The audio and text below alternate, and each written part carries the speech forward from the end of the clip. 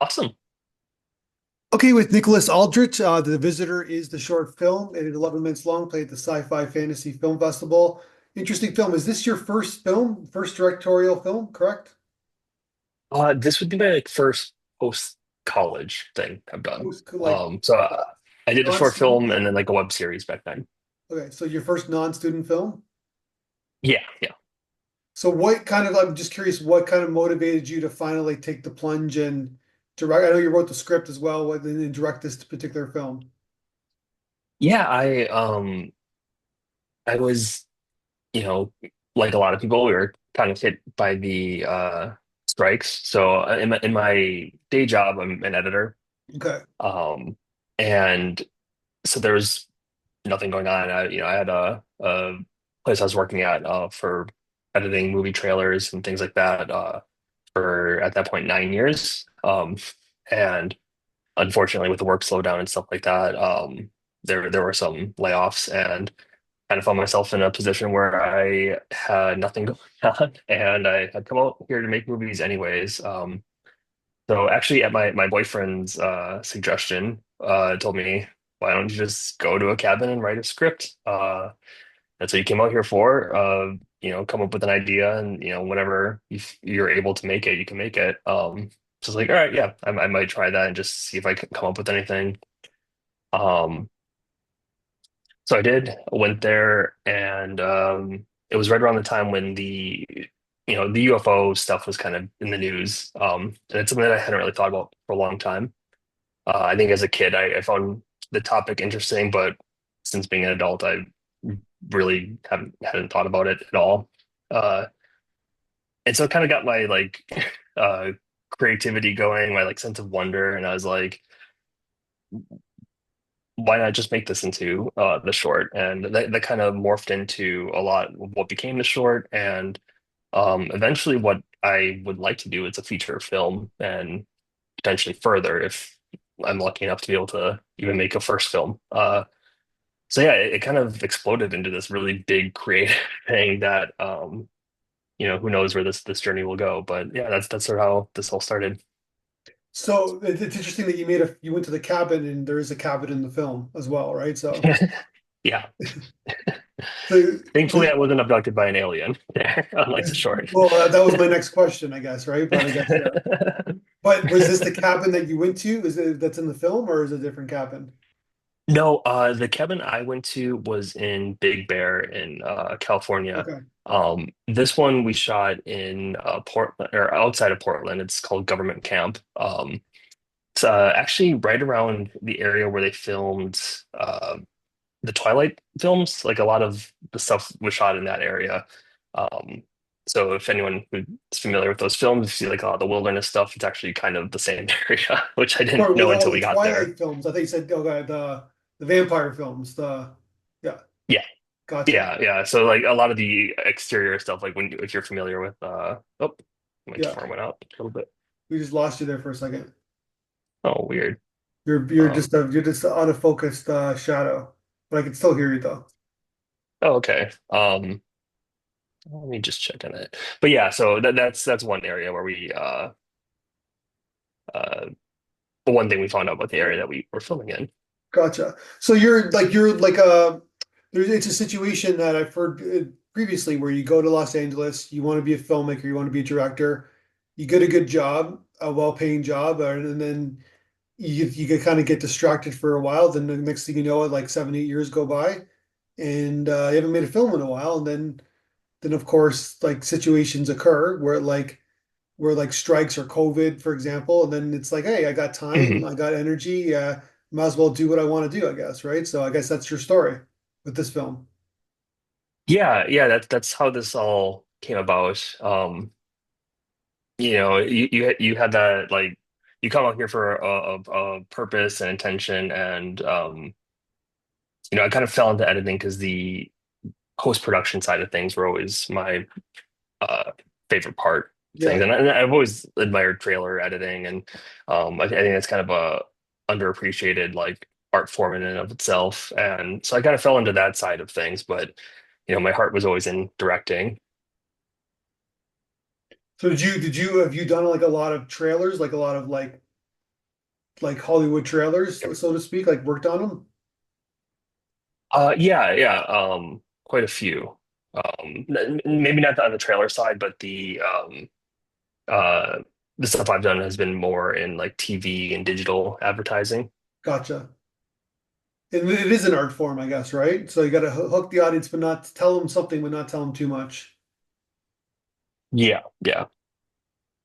All right, so let's talk about this film because you were talking about in the blog interview that it's you had some LA crew, including yourself, cast, and then you had basically a cast member from New York City, and then then you had the rest of the cast because you're shooting in Portland and the locations were in Portland.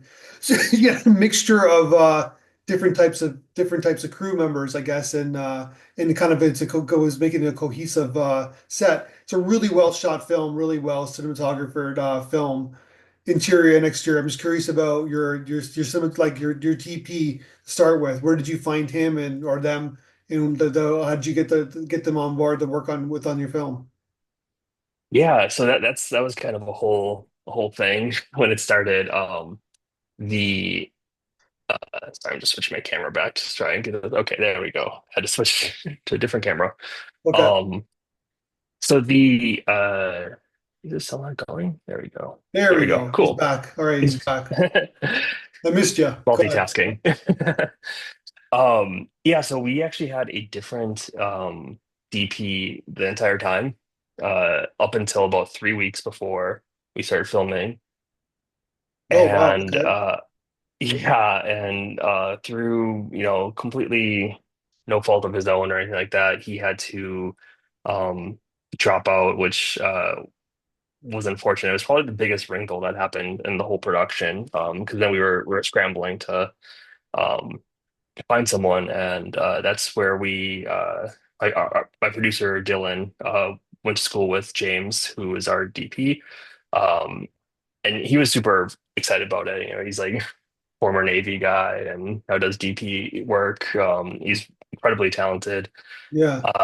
and he was just super enthusiastic about the whole premise and everything. And uh, it was one of those things where it turned into this huge stressful thing, or started out as this huge stressful thing, and then turned into this like probably like one of the best things that could have happened for the whole short. So we were very lucky that it wasn't a catastrophic thing. What was this that oh the DP thing? Because you were prepping with the other guy and then he dropped out and then Yeah, yeah. so how were you prepping? Did you have like storyboards? Did you have like a full shot list? Like what was the setup? Yeah, I like to like my style for directing. I think I tend to be a little, at least with different departments. I like to nudge them in the direction I want, obviously, but I like to give them like a little more sense of ownership of something. So like nothing is really in my mind fully set in stone. Like Yeah. if they have an idea that I didn't think of, like please tell me. Like I want them to be able to bring something unique to them to the project. Uh, so a lot of it was just kind of discussing style. What types of films are we like kind of thinking of when we look at this? Like, do we want to mimic some of that? So it wasn't really storyboarded out quite to that degree. Um, and especially and it ended up being working out because like once James came in, it's like we had to just hit the ground running, Yeah. and we couldn't really overthink things too much with the visual style. And it it worked out. He brought a lot of really exciting ideas to it, and yeah, that it's hard to jump in on a shoot like that and just be ready to go, but he did it. Yeah, it has like the mystery kind of vibe tone to it, right? Where Mhm, like except for a few shots, there's like the camera's very still. We're kind of reacting mhm. to what the main character is reacting to. Even he's mysterious as well. We don't really trying to figure out who this guy is, and we hear like a little bit of exposition when the one guy the conversation he has. But then it's Mhm. like, what's he seeing? What's he reacting to? What's going on? So we're kind Yeah, of like we're following him. And the way you kind of shot it was like the shadows and the stillness. It was, yeah, nicely toned film because we're hooked yeah, and because we want yeah. to know Thank what you. happens next, right? Simple storytelling. And it's, Yeah, yeah. Yeah, that was very much like my intent because especially when the broader story kind of ballooned into like a feature length thing, I was questioning how I should approach this. Because you don't want to do a short film that's 25 minutes and should have just been a feature. And then I don't want to do something that's so specific to the broader narrative that it doesn't work as its own short film. And what I ended up settling on was kind of the like the opening 10 minutes or so. It would have been like the inciting incident for the whole feature. So the, and I thought that was kind of a good place to end it because it is a pretty conclusive ending. It works as its own standalone thing, but it kind of has this promise of like something else is coming. And so I There think is a that feature kind of, script. There is a feature script that's done. yeah, yeah. Okay. Um, and that sort of, kind of picks up from where the short ends. Like, I mean, the short would still be part of that feature. We would probably do that if we get to make the feature that, but yeah, that was always the intent. It was always a interesting balance trying to figure out how to do that. And I think my mindset was always just keep it interesting. Yeah. If I'm bored, then other people are going to be bored. So I want to be interested in what's going on the whole time. And then yeah, and then it's almost like I don't want to give too much away, but almost like near the end, that the camera kind of turns on the character, and then whatever it is like the focal point, if that makes sense.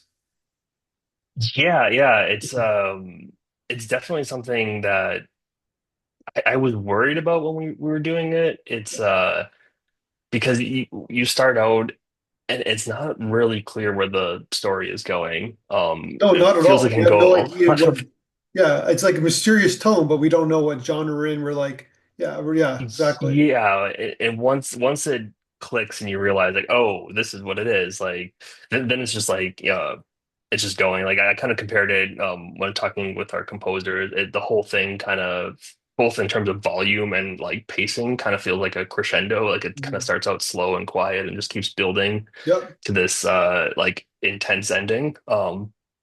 And that was always very much intentional, and having that sort of third act uh change in both genre and tone um was something I was worried about because we found out as we're doing with all these film festivals that like we are a film that can fit in sci-fi or horror Yeah. or LGBT film festivals, but it's like we're not like really fully in any one of them. I think sci-fi is the one where we fit in the best, but it's not like a hard sci-fi thing. It's not really fully a horror thing. Yeah. It's technically an LGBT film, but it's not really like about any like queer experiences or things like that. It's the main characters are. So that was one thing I was worried about. Like, is this like not in like specific enough to any one of these things to to Yeah. resonate with people? So how did you was there any work in the post-production in terms of the lighting at the end of the scene? Because the lighting, you talk about tone shift, Oh, right? Because the lighting hmm. kind of like it's a really well done lighting Like, setup. Was it all uh, natural lights that you guys did on set, or did you guys did you do a there little bit of there props? might have been one or two like uh digital lens flares we added Okay. in, but all the flashing, all the lights coming out from outside, that was all on set. That was all practical. That was a really fun and nauseating day on set. 'Cause, we're pumping in fake, fog and things like that, Yeah. and the lights are just kind of going off constantly. So after a couple hours, just like I feel nauseous being in here. But it was really fun. Like yeah, I'm probably gonna share that on my on social media eventually once we're kind of done with our festival run. But the behind the scenes video of just what it looked like when we're just hanging out on set was just so cool. Yeah, Really I well done. our Yeah. oh yeah, yeah, I wish I could take credit for that. Our whole team, they were locals in Portland, and they brought so many cool things that I didn't even think we were actually going to get. And like, yeah, we had like things going on outside of the cabin, so that it almost looks like there's like a light scan type of thing happening, Yeah. like across the cabin. That was like one thing we were trying to come up with, and yeah, it's one of those things when you write it, and I'm like, we'll see if this looks like anything, and then we get there, and it's like, oh my gosh, this it's like just came out like life, like right off the page. Like I didn't expect that. And you have to keep him in focus too. Everything it's not easy because there's a lot of different focal points of the lighting. So, but he's totally, yeah, it's a really nicely done job on all the parts. Yeah, yeah. The whole crew, I think, just like knocked it out of the park. Our yeah, the makeup stuff, that was something that was nerve-wracking. It was the first time ever doing any sort of like creature effect work, and um that Who created was that? just like You brought it up. I'm just curious who created that creature. Who created uh it? she's a local artist here in LA, Alexa Canarini. Okay. She was actually the first crew member we brought on. Like this would have been we filmed this in May of this year. Um, and we started talking with her probably in like I want to say November of 2023, somewhere around Mhm. there. And we're just like throwing out ideas on what the alien thing, sorry, spoilers, I guess, Yeah. would look like and designing it. And that was it was so cool seeing that come to life because it um you come up with these ideas and we're coming up with like why it looks certain ways and like do we want to pull from like the lore? Do we want to do like a traditional like gray alien type thing? Do we want to do some sort of hybridization of like that and something else? Um, and so talking about it was really fun. But then when we get there on set, yeah, that like in the back of my mind, like that worry, like what if this doesn't look good? And then I'm like Yeah. in my mind, I'm like, okay, how do I make the comedy version of this just in case? But thankfully it like she is incredible. She did so much with that alien, and our actor who played him is, you know, he's done a lot of creature effects heavy roles before. I think he might have played like a Borg in one of the like recent Star Trek movies. But he's a friend of Alexa, and yeah, he was great with it. She was just like she just got to work on that. That was our first day of shooting, and we were ready to go. It was, Oh, you shot the, yeah. okay, gotcha. Yeah. That's smart. You shot the important thing first. Yeah, yeah. It ended up being good too because I think the rest of the days, like what we're shooting, is like um still interesting in the movie, but like when you're on set, you're like, okay, so he's walking here. Oh, he's looking at Reacting. this Yeah. thing. Yeah. You know, Yeah. it's not the most exciting thing, but I think because we started out with the big set piece stuff first, I think everyone else on the crew is just like, ooh, like this is exciting. Like we know where this is leading to now. So that ended up working out, and yeah, we shot that first too, just in case we had to do any pickup stuff later on. We would still have time to do that because we were shooting for only 3 days, mid May 2024. So let's talk about your lead. He's obviously every frame. He's reacting, but he's mostly by himself. The whole like film, not much dialogue. Great name's Yeah, John, right? yeah. He I went to college with him. He's been in all my student films. Also, Hadn't he's the worked with gentleman him. from New York City. Yeah, yeah, Okay. yeah. He's local to New York.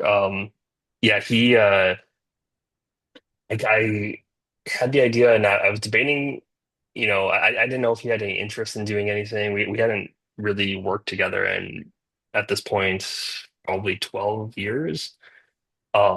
So it was kind of a weird phone call, just be like, hey, I got something. You want to work on it? It's been a while. Yeah. And thankfully he was all on board with it. We had some laughs about because like the last time we worked together, or one of the first things we ever worked together on in one of my student short films were in the woods and there's bluffs.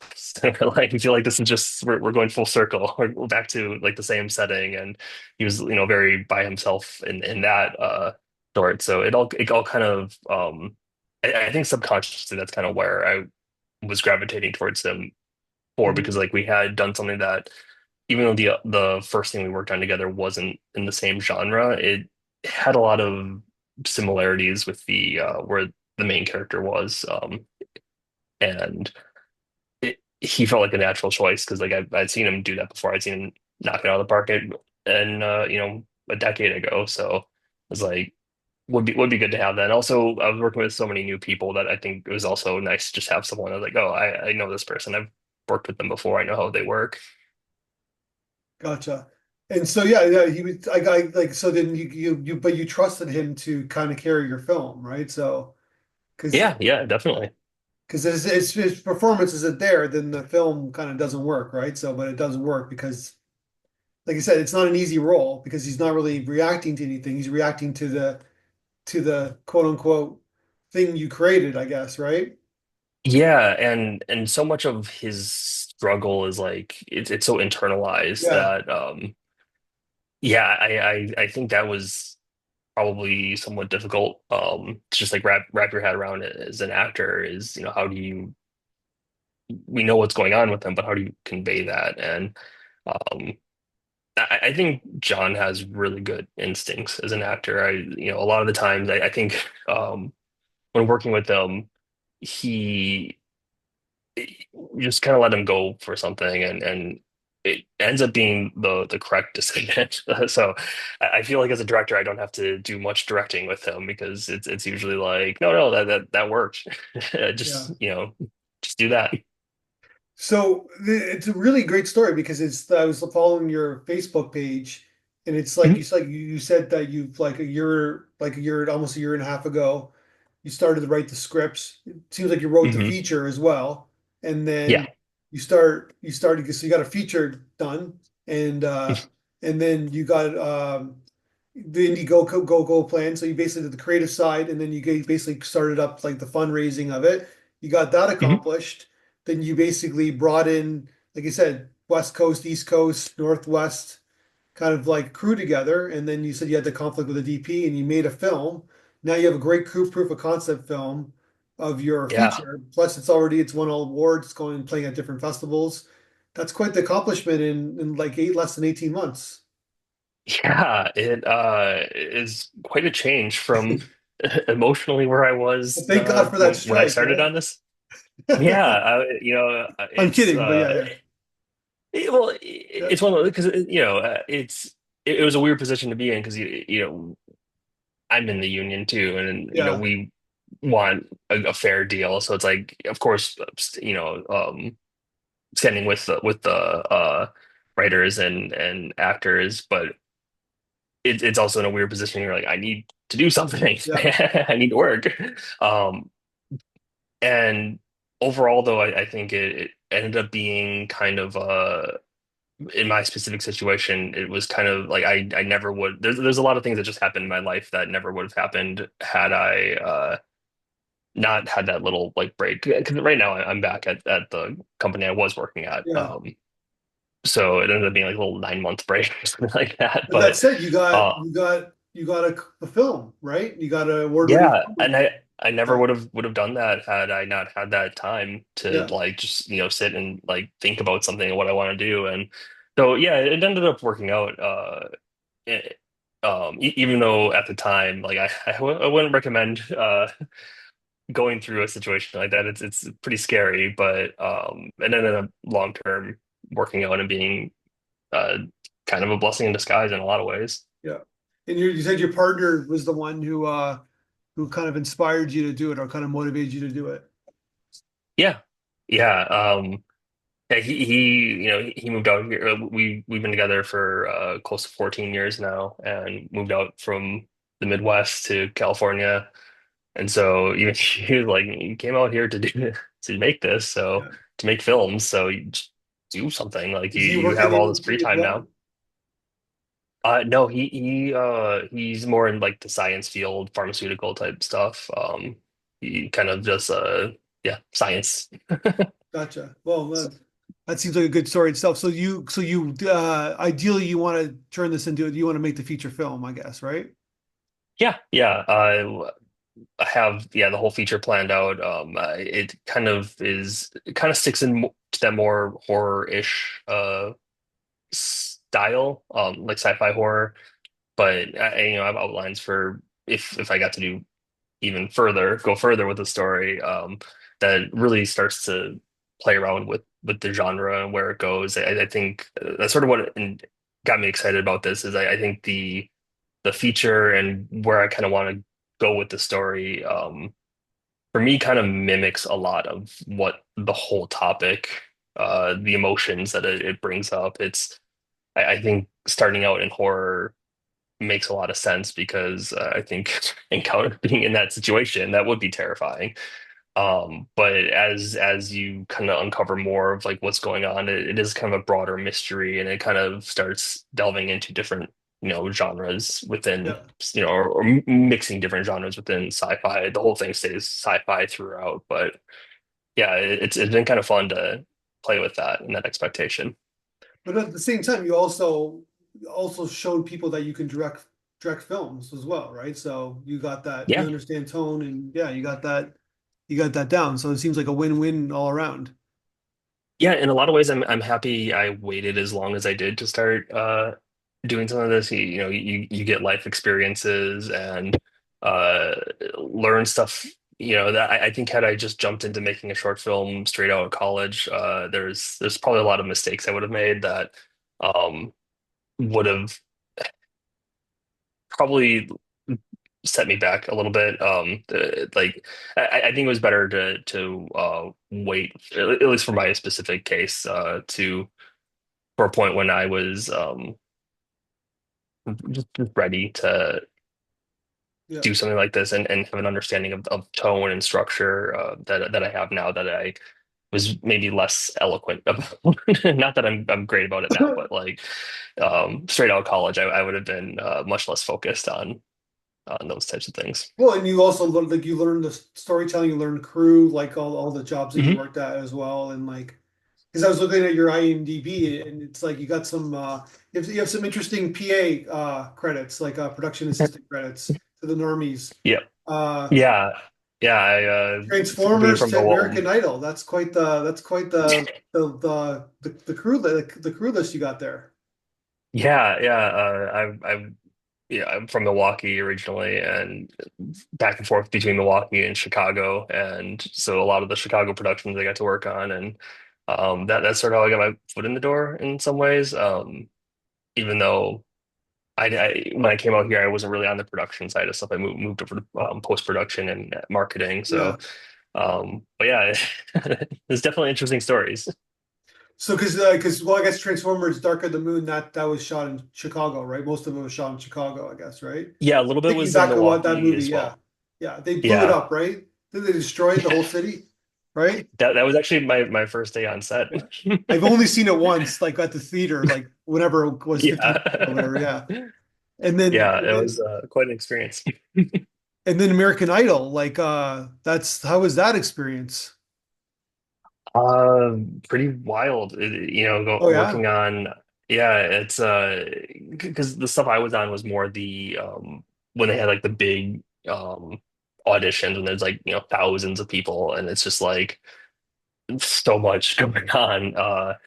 Pretty overwhelming. But really interesting too, because you run into a lot of like people who've ever watched the show. There are characters that pop up, and sometimes you see, who's kind of playing it up for the cameras, who truly are like the kind of out there characters. But there's just like so many people from all over the place, and like that the show can't even really, at least back then, I haven't really kept up with it, but you can't really show everyone who's there, and there's so many Of course interesting not. people who come across that, and who never even get to be on TV. So yeah, that was just a really interesting experience because like music isn't really like my world. Like I've done a few music videos, but on the actual like production side or things Yeah. like that, like I learned a lot from some people you encounter who just, yeah, they all have like really fascinating stories. So then yeah, I'm assuming they do audition before the audition, like they basically make sure that someone knows how to sing before they take it to the judges. Yeah, yeah, I think there's a few rounds before they did that, or at least that's how they did it back then. Like there might be Yeah, I think there because yeah, we were like in like a like almost like a stadium type like or like basketball arena type Yeah. um venue, and then yeah, I think that that's sort of where they um figured out who would progress on further. Like I think there's a few things like that. If I'm Yeah. It remembering was a long time ago. correctly, that Yeah. was It was just, yeah. it's fascinating. Yeah. No, because yeah, but you learn so much doing PA jobs, like where like you could just, because you're working your butt off, and then there's lots of downtime, and then if you happen to be close by set, you can kind of take in a lot of information. So it's a machine, these big movies, how it works. Yeah, and it is a good experience because like the film school I went to UW Milwaukee for film, which was kind of known for being more of an experimental film school. And at the same time, I was working on things like Transformers or Jupiter Ascending, um, and then productions like American Idol or Yeah. other reality stuff. And it was like it was a fun balance because I was getting that experience of like that sort of like almost machine-like nature that some of these larger productions have, and then like the very do-it-yourself nature and like desire to like kind of break the rules or bend the rules through experimental film. And um, yeah, I feel like that kind of gave me a really good perspective on things where I like to kind of push things in directions, kind of bend genre and genre expectations in ways that are hopefully unexpected. Gotcha. And then so then you're doing the festival circuit with this film, and then you're gonna kind of kind of like want to kind of push for the feature film, but you don't have any interest in doing any other shorts or anything like that? Or I do. There are some other shorts that I was thinking because I had a few ideas before I even started on this one, and really it was just because the topic was in the news at the like right at the time when yeah, I was doing this that I decided to pursue this. But yeah, like I want to do. There was like a slasher I wanted to do. When I started on this one, actually, I thought I might be doing some sort of cryptid themed one. I didn't know if this would be like a Bigfoot thing or something. So I was kind of staying in like the horror genre a little bit, uh, which is always like one of my favorite genres. But sci-fi is as well, and it's just I think the financial side of doing my own sci-fi film was always the thing I was worried about. Well, it's a bit more expensive than having like a slasher film. yeah. So I think that always held me back, but I ended up just being excited enough about this idea where I was like, it was one of those things where it just kind of came to me and like I can't not do this now. Like I'm kind of obsessed with this story and enough so that even if I don't get to make a film, like I might put it in some sort of writing in some way, Mm. whether that's try to publish it in some other way. It's a story that even outside of it being a film, I am really excited about it.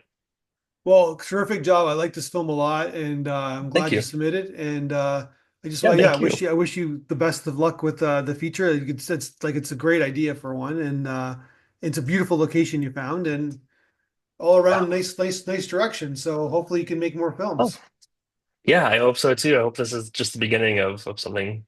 I appreciate all the kind words and appreciate the festival, choosing this and uh even the podcast. Like, yeah, this has just been like an overwhelmingly positive experience. So yeah, thank you. All right, let's talk again when you make your next film. Yeah, hopefully.